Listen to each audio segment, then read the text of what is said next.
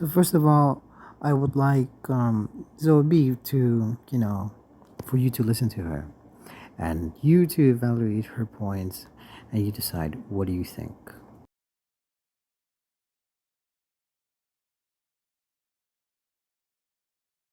The other day, I was browsing YouTube on my phone and I ran across this community post from prager. This post contained a poll with a single sentence. Most of leftism is an avoidance of pain. Agree or disagree? Now, my gut instinct, because it's prager, was to go, no, of course not, obviously. But the more that I sat and thought about it, the more I wasn't sure that I was right. I wanted to genuinely really engage with this and think about what this statement meant. So that's what this video is for. In this video, I want to figure out 3 things about this post. What does it mean? Is it true? And is it good or bad? So let's get to it. The thing about rhetorical statements is that you can essentially say anything, and because there's little bit of truth in everything, someone's going to figure out a way how to interpret it in a meaningful way. It doesn't matter what you say. I could say kill everything, and someone's going to find a way to justify the way of thinking that they are thinking and not what I just said. Before we can even answer the question that they've posed, we need to figure out what they mean by avoidance of pain, because this is such a weird way to phrase this idea, right? So I did a little bit of digging, and I came across this prager video about the differences between the left and the right, and how that difference comes down to the left's fear of pain. But listen to how they define pain. At the core of left-wing thought is a denial of painful realities, the denial of what the French call les faits de la vie, facts of life, because people on the left find it too painful to look reality in the eye and acknowledge that human nature is deeply flawed. One might say that leftism appeals to those who wish to remain innocent. Growing up and facing the fact that life is messy, difficult, and painful is increasingly a conservative point of view. To prager, pain is basically the acknowledgement of the tough fact of life. Reality sucks, and people are inherently bad, and leftists are just afraid of believing that's the case. And they're avoiding pain by being hopeful and optimistic, by believing that the world can get better and that people are good. They are afraid of the facts of life that are too painful to acknowledge. I want to point out that notice that everything that she just has said has been an interpretation rather than an evaluation. And basically, this origin is from a way of thinking that is metaphysical. Now, I want to say, the reason is that I'm pointing out that it's metaphysical is because metaphysical arguments and ways of thinking is kind of like mathematics. It doesn't matter that if it doesn't exist in reality. They will figure out a way how to justify it, no matter what.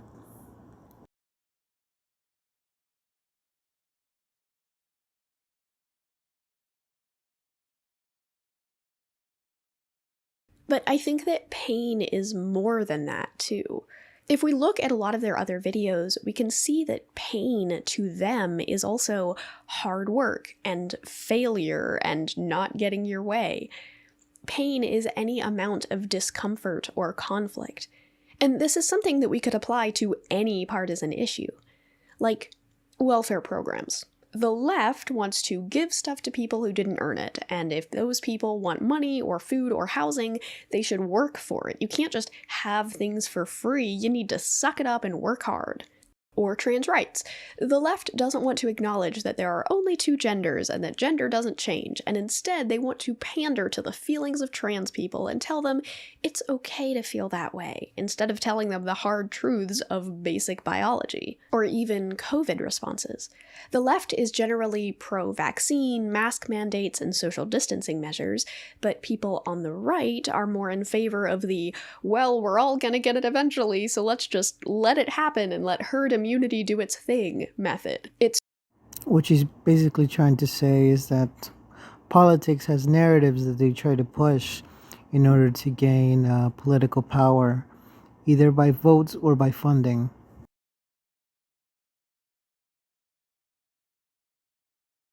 I'm also aware that she's trying to interpret what is the emotional motivation for the left and the right. So I am cautious of it. It's a painful reality that we're all gonna have to deal with eventually, so why not just rip the band-aid off all at once? Actively But this brings smiles us on to our death. next question. Is this all true? I mean, this is what the right thinks the left believes. It's what they think drives the decision-making and policies of left-leaning people, but is this actually accurate to reality? Well, to answer that, I want to take you on a little social psychology tangent. So there's this thing called regulatory focus theory, and regulatory focus theory posits that people tend to pursue pleasure and avoid pain. That's just naturally what drives our decision making. The thing about theories is they are usually wrong. And when I mean usually, I mean almost all. Especially when you categorize pleasure and pain. Pleasure, it could just be a generalized to it's a what's it called? It's a blanket term for just to what is it called? Damn, I'm struggling on this. But basically, it's just to interpret motivation, pleasure and pain. It's just motivational factors, and then it could be just interpreted differently. It has different meanings on the same word, so it's really not defining anything. So if you're using that theory, you have to be cautious about that because it means you really don't have a strong argument for it, even though your studies are proving it to be correct. Because it's like saying water turns into ice, but never knowing that it also turns into gas. It's a bad comparison, but it's close enough. A better way to put it is that those studies and that field of studies is vastly still incomplete.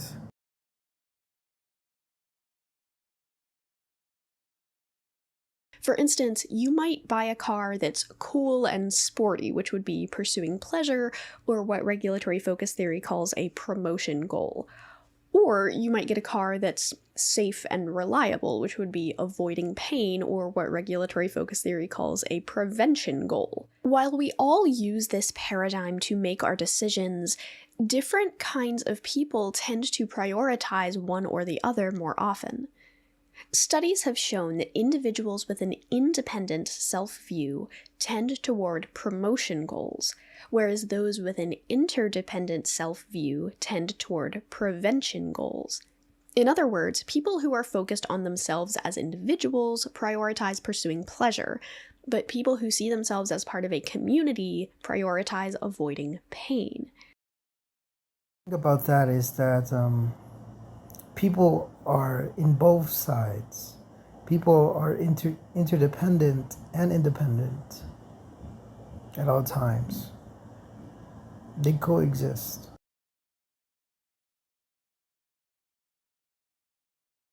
I once read that the fundamental difference between the right and the left comes down to thinking of things in terms of individuals versus thinking of things in terms of systems. People on the right usually focus on personal responsibility and individual choices, whereas people on the left focus on systems and structures and hierarchies. For instance, think about conversations about police brutality, where folks on the left see systemic racism, people on the right see individual bad apples.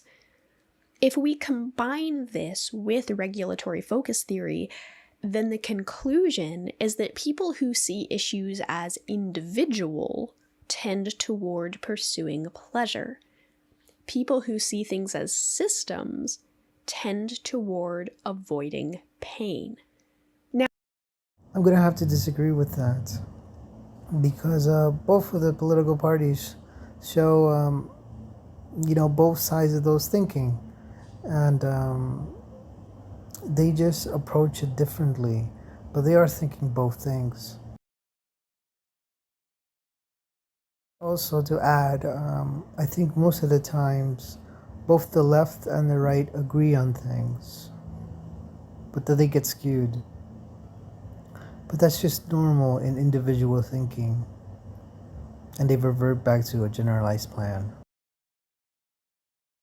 Now, I am extrapolating from marketing research and working with generalizations and applying the conclusions to a bigger, broader point.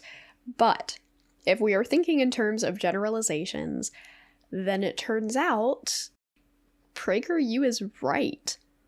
Generally speaking, leftists prioritize avoiding pain. I mean, like, are you trying to say that Republicans are masochists? Like, they're pro gun for a reason, and that is to avoid serious pain.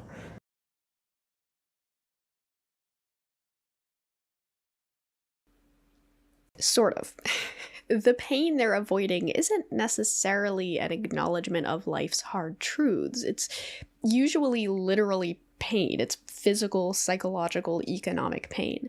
People on the left care about their communities, and they want to help the people in their communities to be as pain-free as possible. In that sense, yes, leftists want to avoid pain. One incredible glaring thing that she is either avoiding, because, Daddy Wojak, Susan Wojcicki is going to hammer her. But basically, she forgets the fact that most media is controlled by the left. And all I am saying is that being highly agreeable and being just trying to avoid as much pain on your consumers is a good idea for your social media. You know what I'm saying? They're trying to contain as many consumers as they can. And they control it by dismissing. They try to avoid as much pain as possible. Conflict as well. Because they don't want to be held responsible. They're trying to avoid as much responsibility as they can. Because they are selling a product. And they don't want to get bad reviews. So I think a lot of it has to do with corporations and big tech controlling that.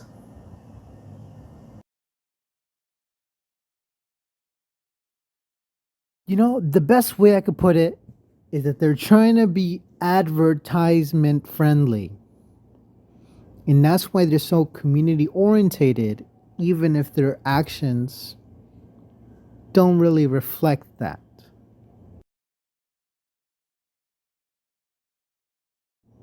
That's why Facebook, Insta, and YouTube tend to be left oriented.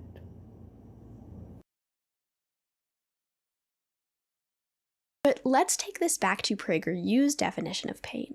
PragerU thinks that leftists are afraid of reality. Reality is hard, it's painful, it's full of unfortunate truths that leftists don't want to believe. Is that true? I don't think so. I think that the issue here is that PragerU and their viewers have a fundamentally different view of the world than people on the left have. I disagree. I don't think it's on the fundamental level. I once again think it's a metaphysical level. The reason why parties disagree with each other is that they think the other is insane. That's why they don't listen to each other. People on the right see things as immutable. Facts are facts, and no new data can change things. The world is one thing, and it's up to us to learn to exist to the best of our ability in that world. Things might suck, but it's a dog-eat-dog world where only the best survive. I'm going to state the obvious, but I'm pretty sure most Republicans want to work with other Republicans. whereas people on the left see things as more fluid. There is constantly new information to be learned. Things change, and it's up to us to roll with those changes and alter our mindsets accordingly. But this fluidity also means that we have the power to change things. Notice how most of the left thinks of more or less minority issues. That being a minority of the population, the LGBT, transsexuals, and not really women's rights. Women's are a majority in this country. But I think most of it is to tap into markets and to advertisement for them. If we see something that sucks, we can work to change it. Nothing is static. If we take these different worldviews into account, we can see where this disconnect happens. It's not that leftists are ignoring harsh realities, it's that they're showing that those things aren't reality at all. And conversely, it's not that people on the right are accepting those harsh realities, it's that they're holding on to inaccurate beliefs because it's easier than confronting the idea that they might be wrong. So, in that sense, no, leftism is not about avoiding pain. So, all told, PragerU What? is kind of right, just not for the reasons they think they are. And they're also wrong, but they're wrong in ways that are way too big to get into right now. So let's assume that PragerU is right. Leftists want to avoid pain by helping people and offering safety nets, etc. And let's take that idea and ask the final question. Is this good or is this bad? How can avoiding pain be a bad thing? On its surface, avoiding pain sounds like a really logical, natural thing, right? But a lot of our policies, especially economic policies, are built on the idea that pain isn't just unavoidable, but necessary for a functional society. In a nutshell, conservative politics often revolve around tightening the national budget, cutting public spending, lowering taxes, deregulation, and generally just decreasing the reach and size of government. This is what's called austerity, and it's the basis of Reaganomics. We have this idea that for the economy to work, we must go through a tough tightening of our belts. We have to... Here's the thing. Lobbying exists. And if you don't think your politicians are being lobbied, then you have to think something else. Because that's exactly what's happening. And it's most of our problems. Regardless of which party you support. Suck it up and deal with not getting everything we want. And this is the line of thinking that a lot of people use when arguing against welfare programs. We can't just have whatever we want for free. That's not how it works. So a lot of our economic policies are built on the idea that pain is necessary for society to function. And you can also connect this to the Protestant work ethic and our obsession with self-made success stories and pulling yourself up by your bootstraps. If things are hard, don't complain. It won't get you anywhere. Just suck it up and deal with the pain and move forward. Through this lens, pain is not just a good thing, but a necessary thing. Any economy not built on pain is just a fantasy for babies. But this is just the capitalist realism talking. We're so ingrained in this system that necessitates an underclass that we can't see any alternative. But to PragerU, a group founded on the principles of capitalism and the free marketplace of ideas, pain and competition and ruthlessness are the only viable options. But there's another angle of this that I want to look at. Let me read you Hebrews chapter 12, verses 7 through 11. Endure hardship as discipline. God is treating you as his children, for what children are not disciplined by their father? If you are not disciplined, and everyone undergoes discipline, then you're not legitimate, not true sons and daughters at all. Moreover, we have all had human fathers who disciplined us, and we respected them for it. How much more should we submit to the Father of spirits and live? They disciplined us for a little while as they thought best, but God disciplines us for our good, in order that we may share in his holiness. No discipline seems pleasant at the time, but painful. Later on, however, it produces a harvest of righteousness and peace for those who have been trained by it. Here again, pain is framed as a good thing. It means we're being tested, being disciplined, being trained. I was going to reference that politics has become the replacement for religious beliefs, but she just made on a full-on connection and a valid point of validation with religion. So there you go. But to put in a perspective, pain is normally negative, but sometimes you don't suffer through pain. For example, when you exercise, you don't really say you suffer when you do exercise despite feeling pain.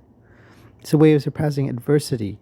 Neither when you're practicing a hobby and you're spending lots of times on an instrument, you do spend a lot of time. Okay, this is not a good example. What I'm saying is that human behavior is to pass on to new challenges and to conform and to adapt to their new environment. And people will adapt to anything, absolutely anything. Just look at where people live. People live in the coldest places and the hottest places, even before normal heating and electricity.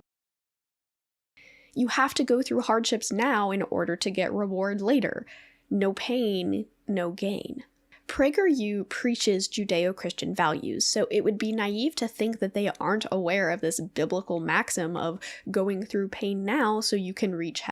That statement only applies to people who do the labor, not the owners of said who sell the products of that labor. Heaven later.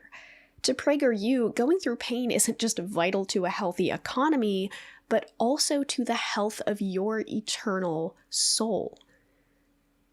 And this isn't to say that there are no Christian leftists. There are. I know some. This is just to say that to PragerU, avoiding pain is a bad thing.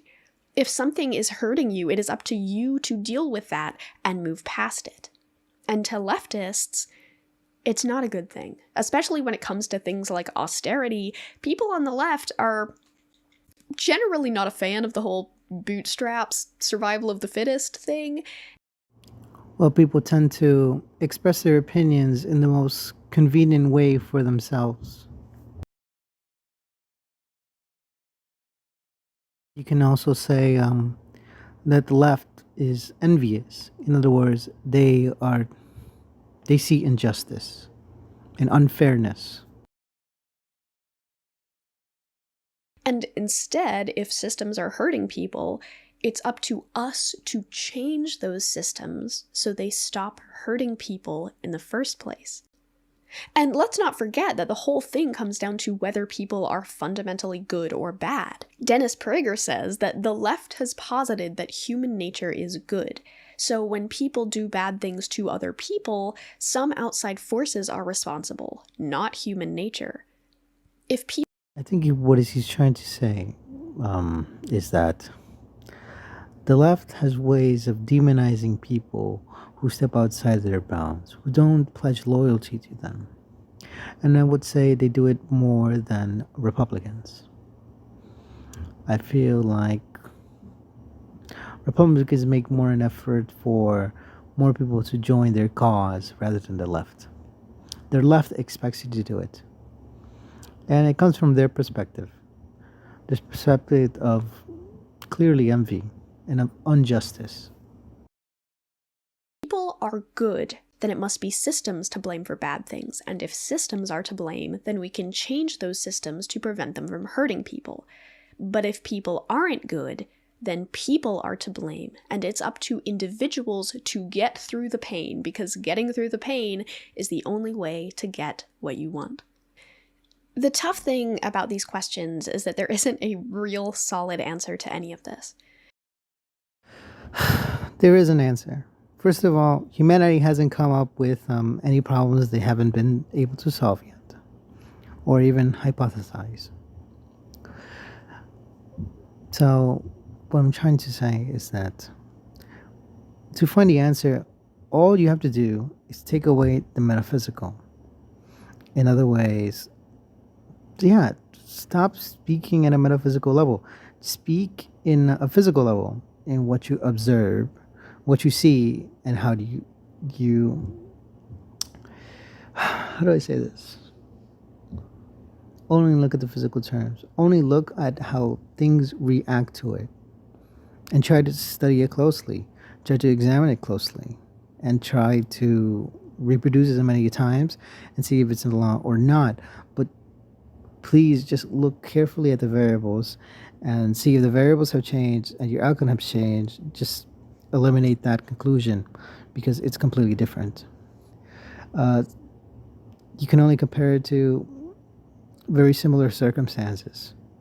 There can't be too many variables that have changed. If it does, your observations become invalidated. I think that was part of the scientific method. But yeah, that's the way of going about this, especially in politics. You have to speak on very variable performances, and you have to be able to examine those and to compare it. That's the only thing you have to do. This isn't one of those things like climate change where there's literally decades of research to back it up. This is a question that comes down to value. Despite all of that, we still are having trouble combating climate change. Despite all the research. Because it's hard to combat. If you believe that God wants you to go through hardships to come out better on the other side, then you might see pain as a good thing. But if you believe that the goal of political action is to come together and work side by side to ease each other's pain for the betterment of everyone, then pain is something you may want to minimize. So why does this whole exploratory journey even matter? Well, the teacher part of me wants to say that exploration matters because it's good practice to think critically about why you believe things and what the implications of those beliefs are. It is always good to interrogate our beliefs and biases. I say it's not as important of why you believe something. It's more important, why do you trust in those beliefs? What gives them, what are you relying on it for? And I think that it's even better to model what that process looks like. But more concretely, I think that we have learned a little bit about the ideology of PragerU and, by extension, the ideology of the sections of the right that they represent. Ultimately, we understand what they meant by the statement, most of leftism is an avoidance of pain, and we know why they think that's true, and why the avoidance of pain to them is a bad thing. We know that it comes down to whether people are good or bad. If people are good, then we can work together and overcome the painful things. But if people are bad, then pain is inevitable, and it's naive to try to avoid it. So you better just suck it up and go through it. But it's up to us to decide whether we agree with that. And this isn't one of those videos where I'm going to tell you this is right and this other thing is wrong and you have to agree with me, because I think that this question is a lot more personal than that. It's not a policy question, and it's not even really a political question. It's a philosophical question that comes down to your values. That is star constellation bogus. You're arguing politics, but you refrain from understanding that each perspective, Prager and another Republican, they will have different semantics on the same things.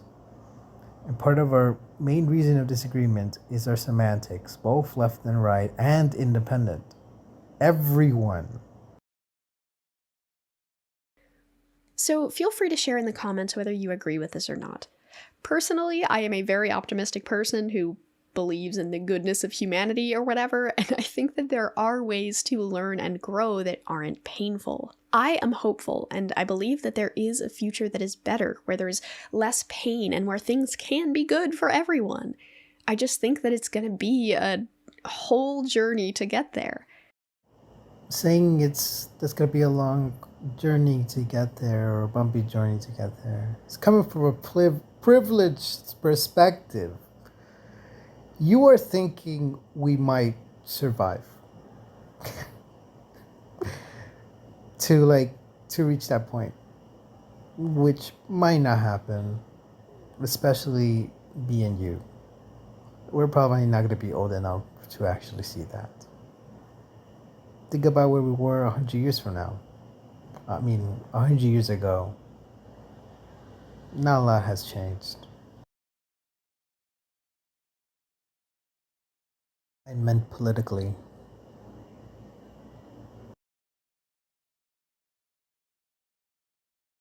But I believe that unless we strive for better things and have hope that there are better things, things won't get better.